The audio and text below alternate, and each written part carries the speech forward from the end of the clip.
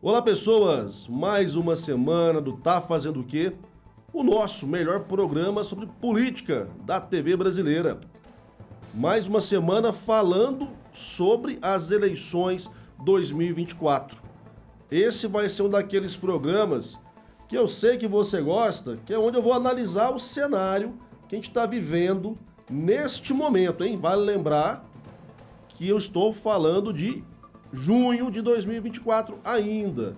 Então, são avaliações que eu tenho feito, tenho conversado com muita gente sobre candidatos, candidaturas, estratégias de comunicação, para que você, nossa audiência cativa aqui do Tá Fazendo o Quê, possa usar alguns elementos para interpretar o cenário político eleitoral da sua cidade. A gente não consegue focar em todos os 246 municípios, mas pelo menos aqui da capital, a região metropolitana e algumas cidades que têm aí uma relevância política forte para o nosso estado, a gente vai tentar dar uma pontuada, ok?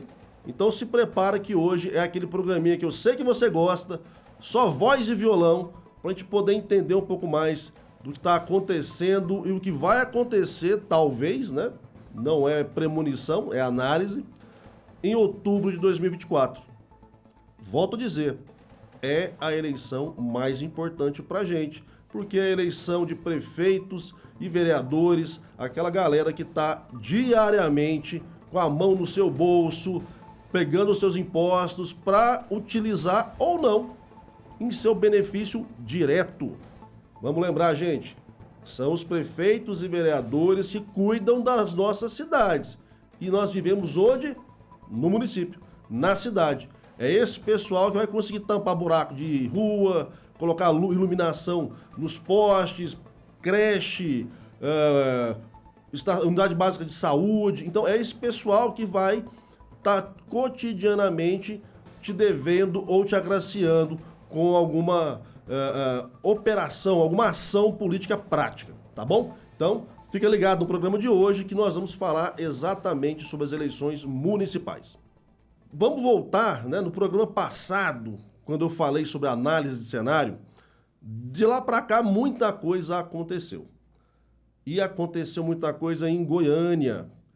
A gente tinha à altura ali algumas situações que estavam pairando sobre as candidaturas, as pré-candidaturas até agora, mas de lá para cá algumas coisas foram se transformando no cenário. Primeiro cidadão que nós vamos ter que falar sobre ele no programa de hoje é o nosso prefeito Rogério Cruz. Rogério Cruz, que agora está no Solidariedade, né? Vamos lembrar que ele se elege pelo Republicanos como vice de Maguito Vilela, que era do MDB, mas com o falecimento, infelizmente, de Maguito, Rogério assume lá, logo no início do mandato.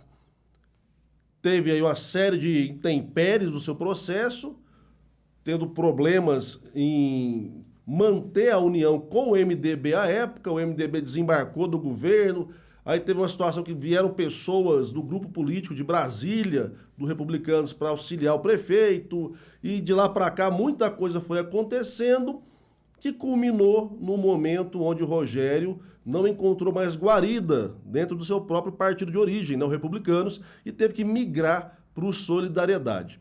Até aqui faz parte do jogo político, né? Você que acompanha aqui o nosso programa sabe que o jogo político é jogado dessa forma. Você tem no momento interesses que coadunam, né, que se unem, e outros momentos interesses que são divergentes. Bom, Rogério Cruz vai para o Solidariedade, partido do seu principal aliado, vamos dizer assim, Denis Pereira. Denis Pereira, que era um super secretário do Rogério, né? Ele estava com 2 secretarias, vinha fazendo um trabalho forte de crescimento do partido, tanto que conseguiu eleger deputados na eleição passada, e eu falo passada agora, 2022, o que deu um up aí para o partido, mas que recentemente ele foi uma das figuras da prefeitura, principalmente da Secretaria de Infraestrutura, arrolado em uma investigação da Polícia Civil. Isso veio como um baque também para a campanha de Rogério Cruz. né? Ele migrou para o partido do Denis, onde ele encontrou ali uma estrutura que daria para ele suporte, e a priori ainda vai dar, né? Mas não deixou de ser mais um desgaste na campanha do prefeito. Lembrando que não é a primeira vez que a estrutura do poder político municipal está envolvida em alguma investigação, em alguma situação que traz desgaste, né? Vamos falar a verdade. Teve um problema lá com o então presidente da AMA, o Luan, teve também com o outro secretário do Rogério, e agora, na última semana, veio essa questão aí da CEINFRA, que trouxe mais esse peso para uma campanha que já vem meio trôpega, né? A campanha do Rogério, pelo que a gente tem visto nas últimas pesquisas, ela está ali tentando se manter viva aos trancos e barrancos. Trouxe um marqueteiro de fora, está tentando mudar a sua visibilidade e dialogar mais com a população. Mas entre os players que a gente tem hoje no cenário eleitoral da capital, Rogério Cruz tem uma situação bastante complicada.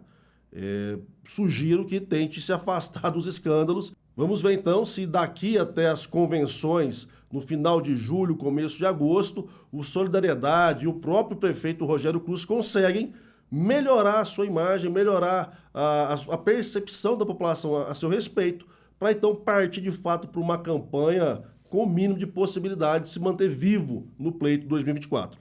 Outra figura interessante dessa corrida eleitoral 2024 em Goiânia é o empresário Sandro Mabel, que vem aí na tentativa de alavancar o seu nome, sendo ele o candidato do governador Ronaldo Caiado. E da última vez que falamos sobre ele para agora, o que a gente pôde perceber? Caiado entrou de vez na campanha do Sandro. Sandro Mabel fazendo parte das pílulas do partido, né? Você deve ter assistido aí na televisão, aqui também na PUC TV, algumas pílulas do União Brasil, onde o Sandro Mabel aparece ladeado pelo Ronaldo Caiado, já estão se envolvendo mais em eventos conjuntos e parece de fato o governador agora fechou questão em relação ao Sandro. É claro que ainda dentro da base há quem diga que tem que se pensar se o Sandro vai alavancar o nome dele daqui até as convenções, mas o trabalho começou a ser feito com mais ênfase, principalmente com essa aproximação do governador. A gente tem aí de bastidores que ainda tem alguma desconfiança se o nome do Sandro vai emplacar para um eventual segundo turno, mas o fato é, Sandro já está se estruturando em nível de marketing, em nível de campanha, né? Já montou o seu time, está com pesquisa sendo rodada, pesquisa qualitativa, inclusive, que dá aí para a gente essa percepção sobre o sentimento das pessoas em relação àquele candidato ou candidata, mas principalmente, na hora que o Caiado vem de fato para a campanha, ao que tudo indica, fecha a questão e vai tentar fazer o possível para que o Sandro alavanque o seu nome e faça parte ali de um possível segundo turno nessa eleição. Uma coisa que eu acho bacana de pensar, gente, é que dentro dos atuais players, né, os atuais possíveis pré-candidatos ao Paço Municipal de Goiânia, temos uma galera ali que bebe na mesma fonte, né? A gente costuma dizer que é um pessoal que divide voto. Então, hoje, a gente teria numa contazinha assim, mais ou menos, aquela lógica de eu tenho do mesmo lado, disputando os mesmos eleitores, Sandro Mabel, Vanderlan Cardoso, Gustavo Gayer, o próprio Leonardo Rizzo, que é pré-candidato do Novo. Por quê? Porque são pessoas que estão mais aproximadas do centro, centro-direita, direita. Diferente da Adriana Corsi e do Fábio Tokarski, que representam ali uma centro-esquerda, mais para a esquerda. Então, se a gente pensar, tem muito mais gente disputando voto do mesmo lado, que seria do lado da base do governador Caiado, do que do outro. Então, quando a gente fala que está viabilizando o nome, tem que alavancar o nome, é porque, basicamente, quem tende a votar nesse perfil vai chegar o momento que vai ter que escolher. Eu vou votar no Sandro, eu vou votar no Vanderlan, vou votar no Gustavo Gayer, quem que eu vou votar?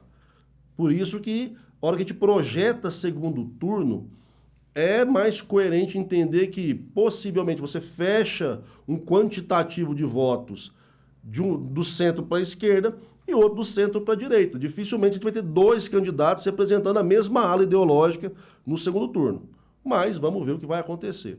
Em relação ao Sandro Mabel, o que a gente pode falar é que, de fato, agora a campanha dele parece estar começando a ganhar corpo, participando de vários eventos. O programa passado, se não me engano, Lucas Quitão teve com a gente, ele, enquanto pré-candidato a vereador, falou que está fazendo eventos com o Sandro, levando para a proximidade da juventude. Então, assim, essas movimentações, pessoal, é o que vai dando essa possibilidade de alavancar o nome, né? De crescer o nome nas intenções de voto, que são medidas nas pesquisas eleitorais.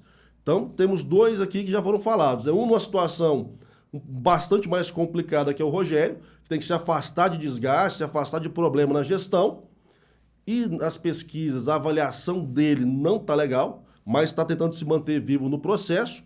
E o outro que está em franco crescimento, que é o Sandro Mabel, que tem bala na agulha, tem condição de fazer aí uma grande campanha, né, por questões financeiras, por tamanho de base, né? Vamos lembrar que a base do governador Caiado é a maior que tem. Então ele tem condição de mobilizar mais gente, mais pessoas, mais partidos para dar para ele essa capilaridade que ele precisa dentro de Goiânia, tá bom?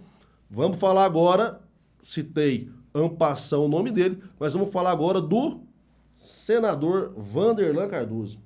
O Vanderlan é uma figura já bastante conhecida de toda a população de Goiânia, né? Já foi candidato a prefeito de Goiânia, inclusive na passada perdeu para o Maguito, mas de lá para cá foi para o Senado, está fazendo trabalho de visibilidade, mas aqui neste momento ainda não estamos percebendo muito calor da campanha do Vanderlan.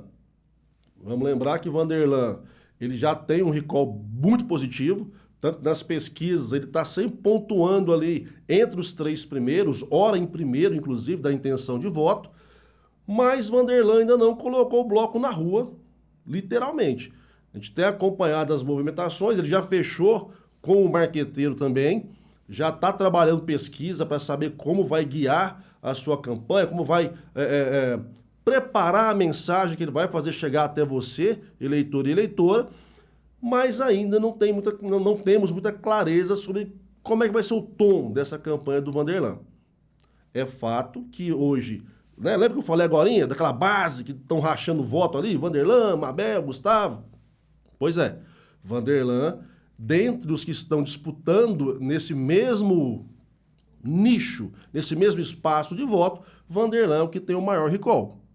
E também tem estrutura, e também tem base. Então vamos ver como é que vai ser processado isso. Lembrando que Vanderlan também está trabalhando para eleger a esposa, a Isaura, aqui em Senador Canedo, do nosso ladinho. Então é um trabalho duplo, né? Um trabalho de casal realmente, o senador Vanderlan aqui em Goiânia e a esposa dele, a Isaura, ali em Senador Canedo. Outro ponto importante de lembrar, gente, eu acho que vale a pena você começar a observar, né? É nessas composições dentro do mesmo grupo, vamos dizer assim, dentro do mesmo perfil de eleitorado, quem serão os vices. Porque, por mais que a gente entenda que o Mabel está fazendo a campanha dele, o Gustavo Gayer está ali fazendo a campanha dele, o Vanderlan fazendo a dele também, o Leonardo Rizzo fazendo a dele, a Ana Adriana, ainda há espaço para composições desses camaradas, viu? De repente, você vai ver o Vanderlan puxa um pré-candidato para ser seu vice. Justamente para quê? Para ir afunilando essas possibilidades de rachar voto. Então, vamos observar que essa conversa sobre vice, que eu vou falar mais sobre ela daqui a pouco, vai ainda, talvez, diminuir, né? A gente chama de afunilar essa quantidade de candidatos que bebem da mesma fonte. Mas, a priori, ninguém está com vice garantido e estão disputando o voto no mesmo balaio. Sandro, Vanderlan, o Gustavo Gayer, quero falar dele agora para vocês, que é um camarada bastante conhecido também. Ele tem uma atuação mais restrita a um grupo, né? A ala bolsonarista mesmo da política. Ele é o principal representante de Goiás nesse perfil, vamos dizer assim. Mas o Gustavo, e quem está acompanhando aí, né, as dinâmicas da pré-campanha tem percebido que ele não tem dado aquela demonstração do desejo de ser o candidato do PL na próxima eleição. Ele está, enquanto pré-candidato a prefeito, já trouxe o Fred Rodrigues para ser o seu o seu vice. Agora, para ser o seu vice dentro de uma chapa pura e numa situação que a gente tem que perceber. Será que, de fato, para o grupo, o nome do Gustavo Gayer é, como a gente fala no interior, prego batido e ponta virada? Há quem duvide ainda, viu?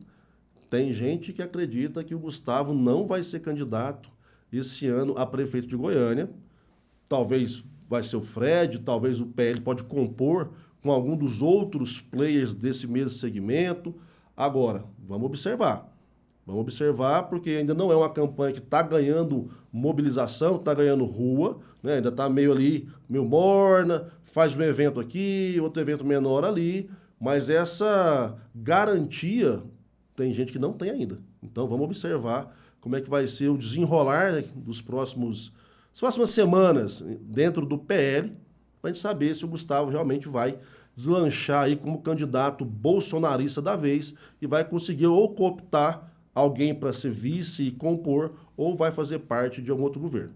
Tá certo?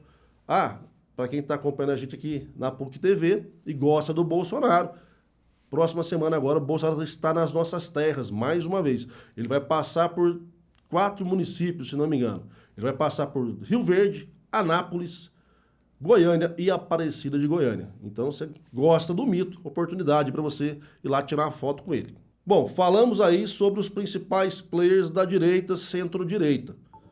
Daqui a pouco, nós vamos falar sobre o pessoal da outra ala, o pessoal das esquerdas. E vou falar também sobre Aparecida e mais algumas cidades. Então, não sai daí, intervalo rápido aqui na PUC TV. Quem está no YouTube já sabe, é VaptVult. Olá pessoas, estamos de volta com o Tá Fazendo o Que dessa semana, fazendo uma análise aqui sobre o cenário de pré-campanha aqui da cidade de Goiânia principalmente. Vamos pontuar algumas outras cidades, mas hoje está dando aqui uma ênfase a Goiânia por ser a capital do nosso estado e por ter, vamos dizer assim, um momento de indecisões que podem mexer com vários outros cenários. Vamos lembrar que política é composição e o que acontece num lugar muitas vezes pode influenciar em outros. No primeiro bloco eu falei Sandro Mabel, falei Gustavo Gayer, falei Vanderlan Cardoso e agora vou falar um pouquinho do pessoal que está um pouco mais para a esquerda. Hoje, né, a principal candidata das esquerdas é Adriana Corse, deputada federal, já foi deputada estadual, delegada da Polícia Civil, esteve conosco aqui no Tá Fazendo o Quê? E é a que está, pelo que a gente pode perceber, melhor posicionada para essa disputa. A Adriana já tem um recall da última eleição municipal também, que foi em terceiro lugar, e agora parece que vem realmente para ir para a cabeça, para disputar o mandato para valer.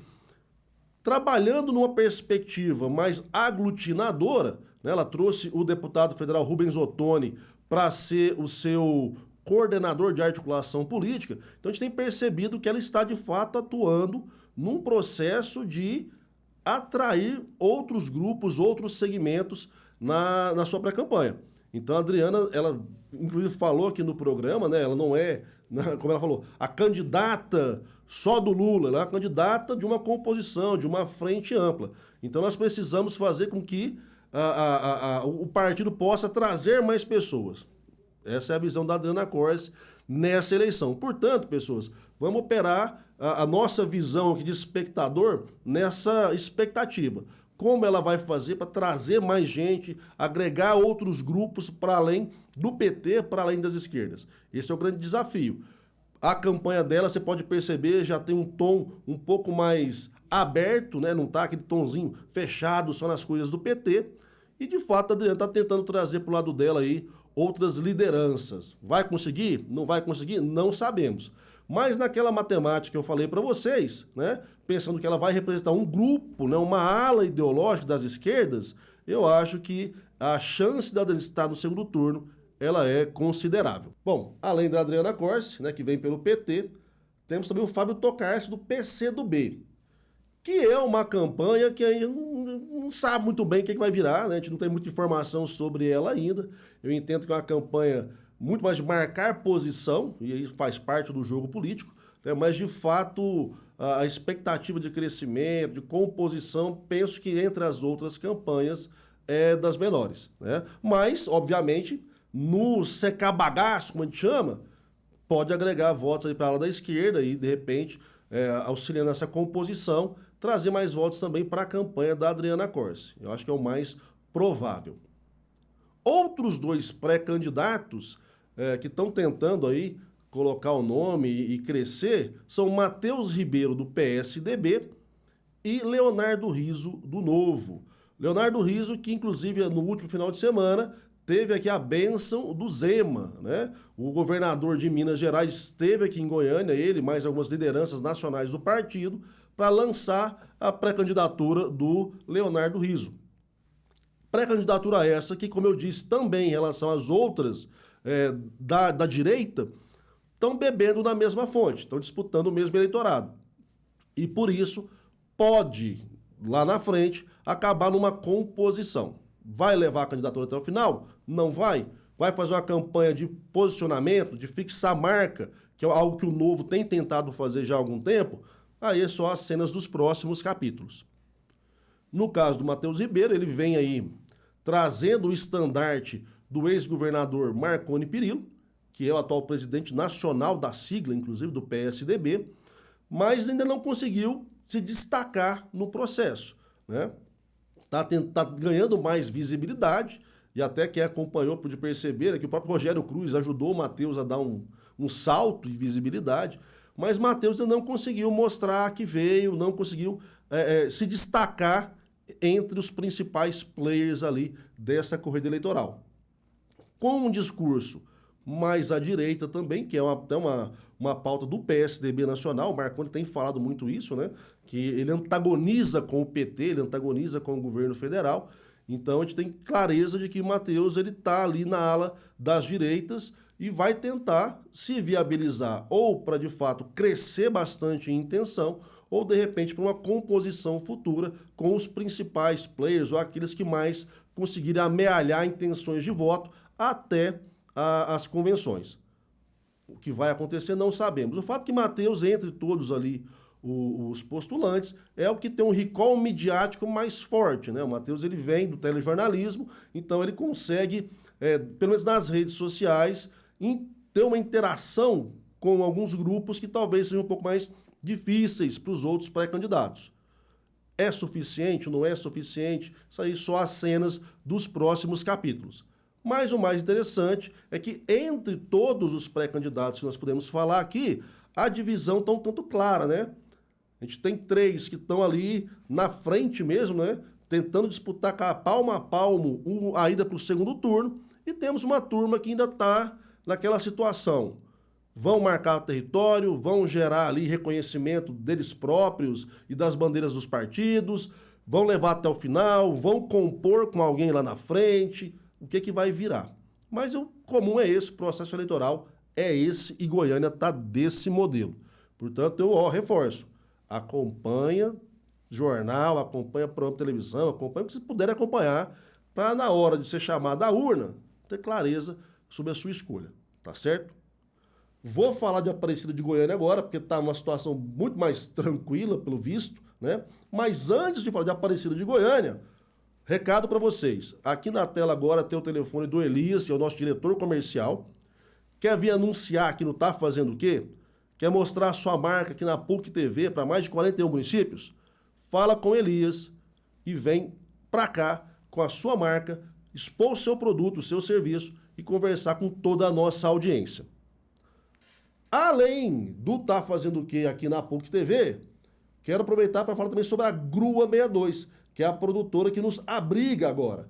A Grua 62 tem uma estrutura muito bacana, né, com 2 estúdios, estúdio de croma, estúdio para podcast.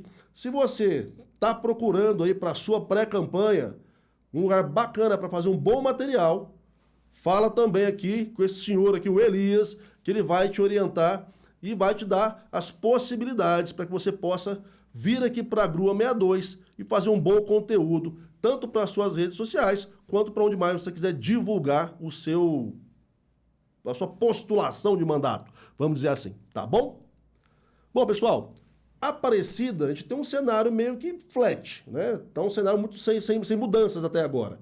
Temos ali Vilmar Mariano, atual prefeito, Agora, pelo que tudo indica, né? Se eu não me engano, no programa passado, ainda tinha aquela dúvida se a turma do Gustavo Mendanha ia de fato abraçar o Vilmarzinho e levar a candidatura adiante. Parece que isso foi dirimido, né? Agora você tem aí já falas do Gustavo, do Daniel Vilela, que o candidato é o Vilmar Mariano para reeleição. Então o grupo está se unindo em volta dele.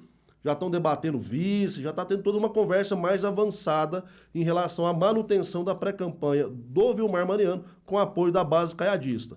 E do outro lado, professor Alcides, que vem, né, na tentativa de trazer a ala bolsonarista, tanto que o Bolsonaro vem agora, né, na próxima semana, eu falei, para participar de um evento com o professor Alcides, e está também tentando ali a agregar outros partidos para fortalecer o seu intuito.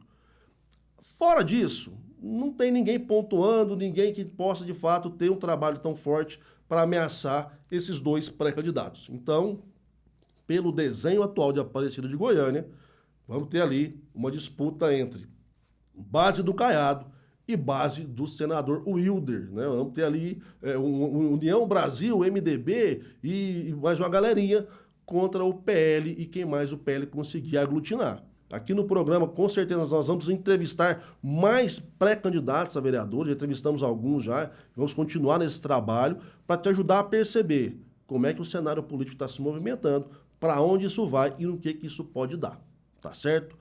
Hoje eu foquei em Goiânia, né? Falei um pouco de Aparecida, mas o nosso foco hoje era falar sobre Goiânia, porque o cenário realmente está em ebulição.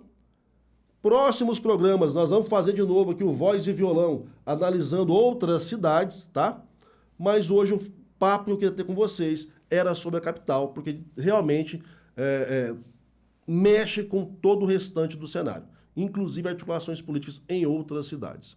Antes de fechar o programa, só lembrar que lá em Mineiros nós temos a candidatura do ex-governador Agenor Rezende contra o seu sobrinho Aleomar Rezende. Vai ser uma disputa bem interessante também. E fiz questão de falar sobre Mineiros porque o Agenor, recentemente, ele passou por uma situação de saúde que deu uma mexida no cenário. E o pessoal me disse, né, lá de Mineiros, que o homem saiu mais forte ainda, mais determinado a disputar o pleito lá na cidade de Mineiros e retornar para a cadeira da onde ele saiu há menos de 4 anos, né? O Agenor Rezende, que, como eu disse, já foi governador do estado, já foi prefeito de Mineiros, saiu, entrou o sobrinho dele, Aleomar, e ele quer voltar agora porque disse que quer concluir a sua história política, entregando coisas que ele queria que tivessem sido entregues nesse mandato, mas não foram. Então é outra cidade que eu vou ter que falar dela posteriormente, porque vai ser uma disputa muito interessante entre tio e sobrinho. E vamos falar a verdade, né, gente? Se disputar contra um ex-governador não deve ser fácil, não. Tá bom? Pessoal, muito obrigado por mais uma semana aqui conosco do Tá Fazendo o Quê? Entra nas nossas redes sociais, entra lá, comenta, dá indicação, fala quem que você quer que eu traga no programa, porque a gente possa, então, ampliar esse debate e também falar do seu município, daqueles pontos que de fato interessam a você, tá bom? Agradecendo o pessoal da nossa equipe, o pessoal da equipe da Grua 62, que está aqui acompanhando a nossa gravação. E só para eu não você chamar a atenção depois, eu coloquei lá no meu Instagram, tá passando aqui na tela, uma caixinha para mandarem perguntas. Eu não vou falar de todas não, mas eu vou falar de uma em específico, que é do Marcos Lauro, que é uma audiência nossa lá de Lusiânia. Ele mandou perguntando, professor, e aí Goiânia, vai ser esquerda ou vai ser direita? Então, Marcos Lauro, deixa eu te falar. Cara, essa eleição aqui em Goiânia, ela não vai ser uma eleição ideológica nesse ponto. Ou é esquerda ou é direita. Eu insisto que vai ser uma eleição de grupo. Então, o grupo que conseguir arregimentar mais pessoas, trabalhar temas importantes e mostrar que pode fazer boas entregas, vai levar vantagem. A disputa, sim, vai acontecer entre quem representa mais as esquerdas contra quem representa mais as direitas. É um processo natural. Mas agora a vantagem vai estar na capacidade de entrega e quem conseguir mostrar isso para o eleitor, tá bom? Abração, semana que vem a gente volta com o nosso Tá Fazendo o Quê?